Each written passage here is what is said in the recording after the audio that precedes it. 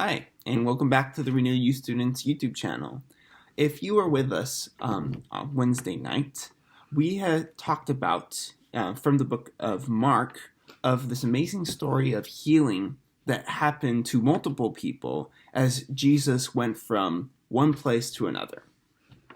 And just to give you a little bit of a recap of what happened is that while Jesus was teaching and had already crossed the lake again, this guy came up named Jairus and said, "My daughter is dying. Please come heal her. I know that you can heal." So as they went to where the daughter was, there's a big crowd and everybody's crowding around Jesus, and there was a woman who had a sickness of herself, a sickness that was upon her for 12 years. And she thought in her mind, if only I can even just touch the robe, the end of what Jesus was wearing, I will be healed. And she does that, and she is immediately healed. But Jesus found out. Jesus knew that a healing had occurred and stopped everyone and be like, okay, who touched me in this crowded group of people?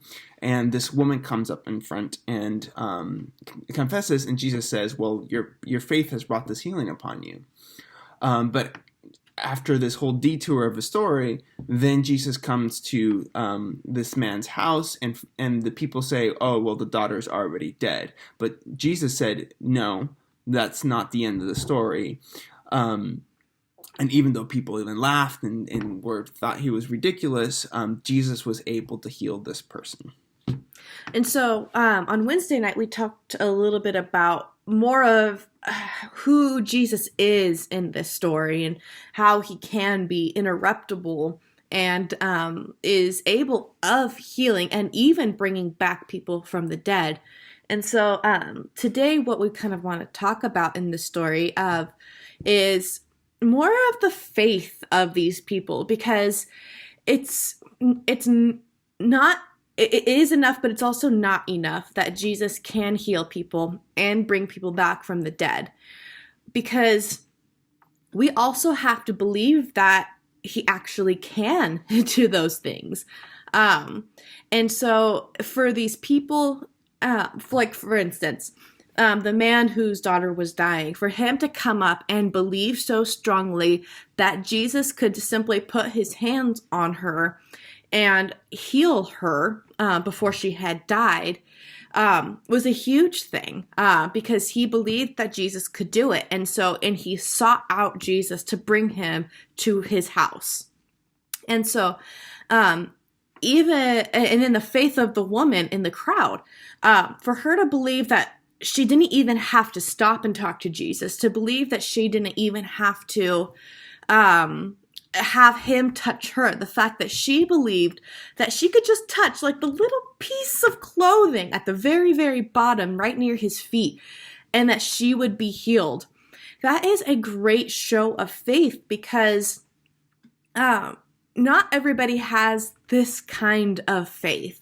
Not everybody believes that they just simply need to come and just touch, not even Jesus himself, but just touch the end of his clothing and that they would be healed. It's a huge show of faith. And that's what this woman had. She believed who Jesus was. She believed that he had the power to do that. But even more than that, she believed that his power was so incredible and amazing that she didn't have to touch Jesus himself. And so this just goes to show that on our end, we need to have faith in who Jesus is. We need to have faith in who he says that he is for great things to be able to happen in our life. And as the story continues, we still have Jairus, who still has his daughter who is still dying, and they get to his house, and everybody's like, "You're too late. You're too late. She's dead." And Jesus turns to Jairus and he says, "Don't be afraid, just believe." And it takes a great amount of faith on Jairus's part, because he has to believe that what Jesus says is going to have more power than what people are saying, that his daughter's dead. And everybody gets just laughs at Jesus, being like, "Oh, you don't have the power to do it. She's dead." But instead, him and Jairus go into the house, and he commands the girl to get up, and she does. And so for Jairus to have this kind of faith in Jesus, that one, he could even heal her at the very beginning, but then two, to believe the word of Jesus over than the word of his friends and family, that this little girl would still live, that it wasn't the end of the story, is incredible. And I think it speaks a lot to how we need to believe in Jesus. We need to believe what he says is going to happen. We need to believe in who he is, that is God.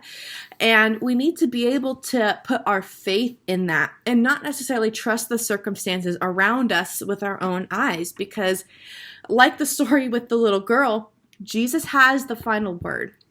And so we need to put our faith in what Jesus says and not necessarily trust our eyes in the word of the people around us.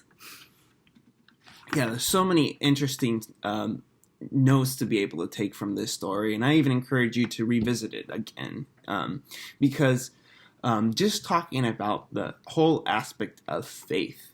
Faith is this amazing principle that comes in what we believe in Jesus. And the fact is that we may not be able to see something immediately or directly in front of us, but we believe Jesus when he says something, and we believe what he is going to do in our own lives. And so the approach of having faith means that we don't wait for Jesus to move. We don't wait for Jesus to come to us. We go towards him. We pursue Jesus to be in our own lives. And when we want healing, we invite him and we seek him out because he is willing. We see it here in the story that he is willing to stop in order to be able to help people around him and to help us. And this faith has to be beyond what our friends and family will say. This faith has to be something above what we understand or logically think, because as we can see, not even death is something that Jesus can't deal with. So these are all things that we encourage you to think about, to pray, and talk with even people, maybe even our own church, like with Pastor Kara, in order to be able to understand a little bit more about that faith, about believing in this healing, even when the circumstances look like it's against us. And so we'll pick this up next week, and we'll see you then. See ya.